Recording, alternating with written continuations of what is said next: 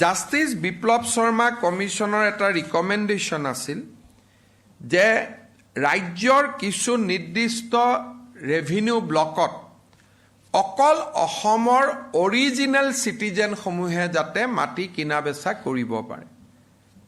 আমি ৰাজ্যৰ 40টা ৰেভিনিউ চাৰ্কুলত মই বিধানসভাত ঘোষণা কৰি 15 আগষ্টৰ দিনা ঘোষণা কৰিছোঁ যে ৰাজ্যৰ 40টা ৰেভিনিউ চাৰ্কুলত অকল অসমৰ খিলঞ্জীয়া বাসিন্দাসকলেহে যাতে মাটি কিনা বেচা কৰিব পাৰে, তাৰ আমি এখন শক্তিশালী আইন আমি অনাৰ কথা 15 আগষ্টৰ দিনা ঘোষণা কৰিছোঁ।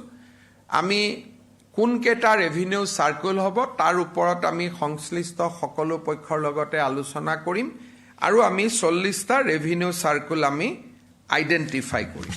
এতিয়া ৰাজ্য চৰকাৰে এটা সিদ্ধান্ত লৈছে যে আমি এটা ইয়থ ৱেলফেয়াৰ এণ্ড এম্পাৱাৰমেণ্ট এটা নতুন বিভাগ আমি নিৰ্মাণ কৰিম, যিটো বিভাগৰ আওতালৈকে ৰাজ্যৰ যুৱ আয়োগ, NCC, NSS, এমপ্লয়মেণ্ট এক্সচেঞ্জসমূহ যিমানবিলাক এমপ্লয়মেণ্ট এক্সচেঞ্জ আছে আৰু ৰাজ্যৰ বিভিন্ন স্তৰত শিক্ষা বিভাগে হাতত লোৱা যুৱ কল্যাণৰ কাম, আন বিভাগবিলাকে হাতত লোৱা যুৱ কল্যাণৰ কাম গোটেইবিলাক সেই বিভাগটোৰ ওপৰত ন্যস্ত হ'ব।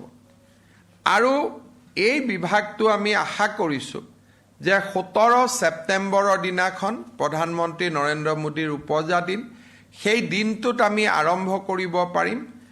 আৰু এই যিটো ডিপাৰ্টমেণ্ট, এই ডিপাৰ্টমেণ্টৰ জৰিয়তে আমি যুৱক যুৱতীসকলৰ কল্যাণৰ বাবে আমি নিৰন্তৰ কাৰ্যসূচী আমি গ্ৰহণ কৰিব পাৰিম।